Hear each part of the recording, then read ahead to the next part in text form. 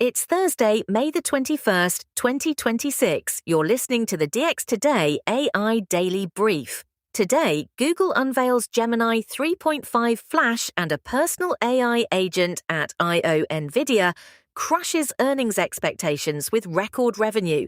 And OpenAI plants its first overseas applied AI lab in Singapore. Let's get into it. Google opened its annual developer conference Tuesday with the launch of Gemini 3.5 Flash, a faster and cheaper successor to Gemini 3.1 Pro that outperforms it on coding benchmarks.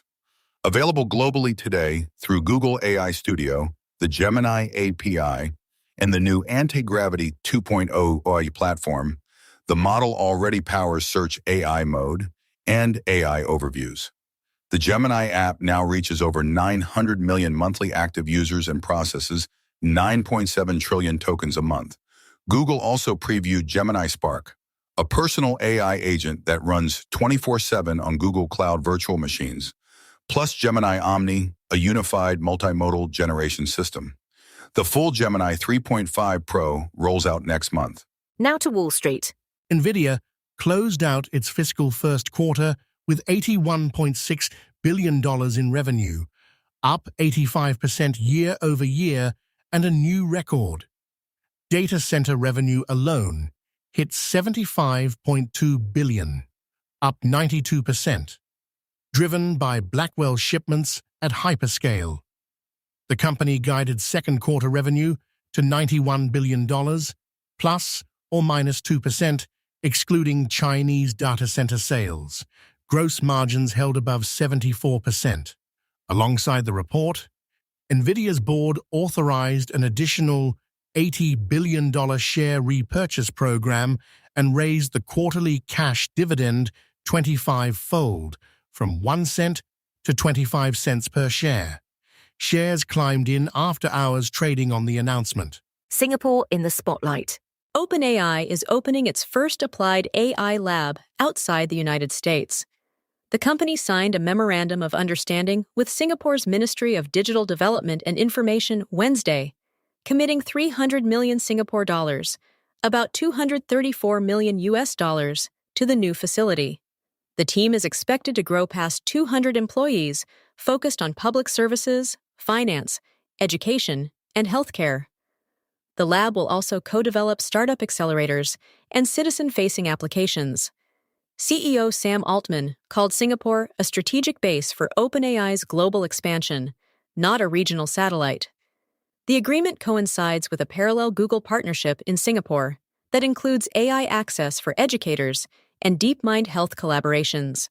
Banking on AI startups. San Francisco neobank Mercury closed a $200 million Series D round Wednesday at a $5.2 billion valuation, a 49% jump over its prior round just 14 months ago.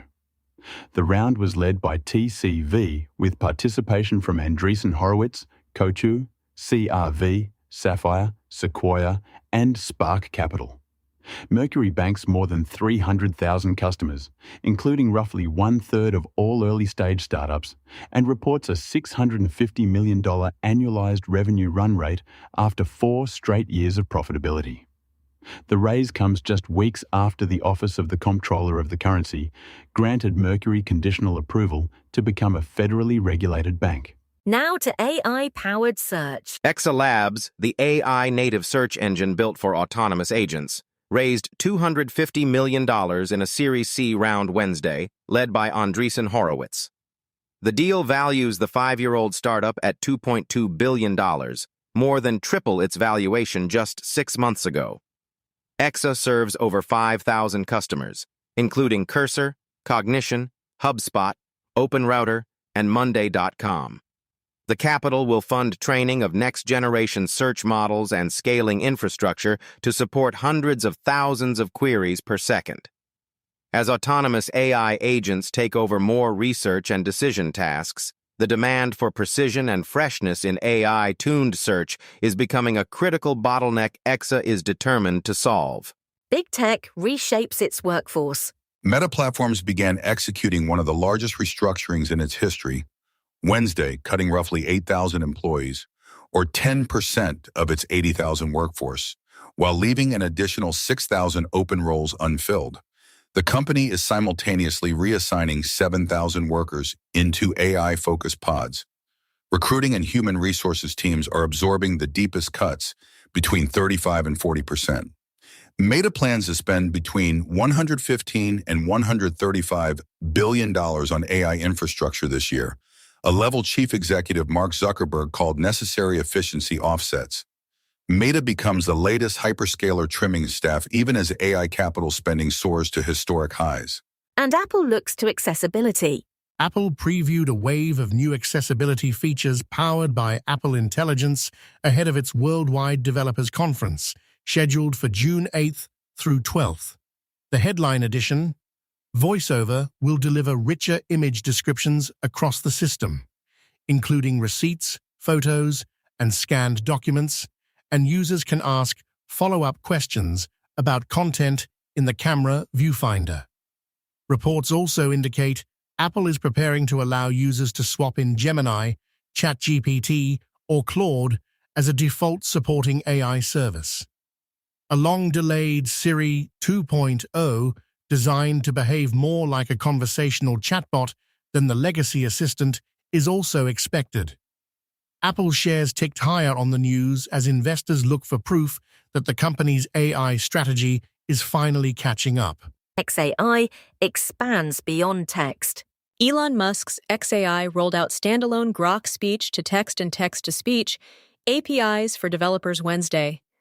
The release adds low-latency transcription and natural voice generation to the XAI developer platform, supporting more than 25 languages, real-time and batch processing, speaker diarization, timestamps, and expressive speech tags. Pricing comes in at 10 cents an hour for batch transcription, 20 cents an hour for streaming, and $4.20 per million characters for synthesis. XAI also extended its batch API to cover image and video generation and added server-side tool support. The move positions Grok to compete directly with OpenAI's real-time API and 11 Labs in the voice agent market. Singapore's other big deal. Singapore's Ministry of Digital Development and Information also signed a sweeping new national AI partnership with Google Wednesday. The agreement extends Google's Modular AI initiative across public services, research, education, and enterprise. Google is providing access to AI tools for every primary, secondary, and junior college educator in Singapore, alongside training and lesson planning resources. Google DeepMind will explore partnerships with Singapore's public health clusters as part of its global AI co-clinician research program. Google Cloud's local engineering centre will deploy forward engineers to assist Singapore enterprises with agentic AI transformation.